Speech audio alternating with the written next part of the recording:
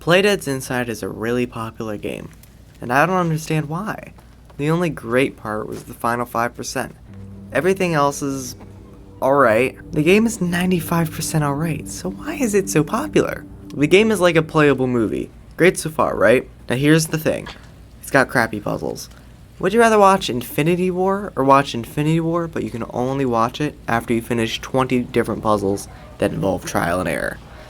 If you said the latter, Inside is for you. It would be different if I liked the puzzles. Near all the puzzles are trial and error. Let's walk through one of the first puzzles. You're getting chased, there's a guy in a car, but you're getting chased still.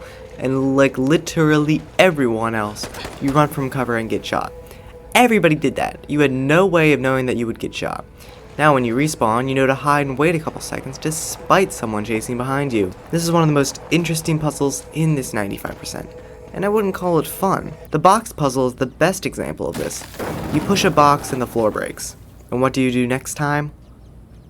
Was this fun? No. There are a couple sections that don't follow this rule. For instance, the sound wave part and that cool part in line. The controls were simple and intuitive, not much to say. They're as good as controls can get, really. Not something to brag about, though. The pacing was great. They threw mechanic after mechanic into the mix, and one never stays for too long.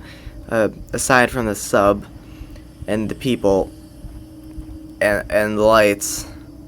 But it moves faster than most modern-day platformers. Oh wait, the OST has one song over a minute, and overall it's, naturally, not very good. It is an extremely polished game, and I experienced no bugs. The parts of this 3-hour game aren't experiencing anything. There's the subsection where you pilot a sub, and that's it.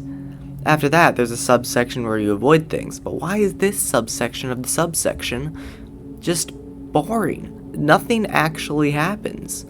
The first 2 hours and 45 minutes is not the most interesting thing in the world, but it has a couple of great moments.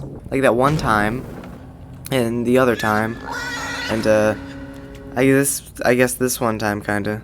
And that's it! It doesn't start to build anything till the 85% point.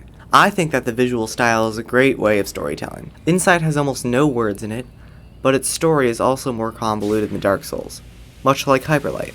Speaking of which, let's just put it up here, I'm never making a review on it. The graphics were very nice. I like the lowish poly style, but many of the areas are very bland, with grays and blacks and such. I know this was a choice, and the game's not supposed to be pleasant, but it doesn't have to be pleasant to draw your eyes. A couple areas could be screenshot and put up on a frame. This is not saying they're pleasant areas. I know IGN was all like, its incredible final moments may leave you dumbfounded, confused, and quite possibly speechless, but it will fuel heated discussion with your friends about its meaning, its message, and its intentions. It has a little something for everyone. And here I'm thinking, friends?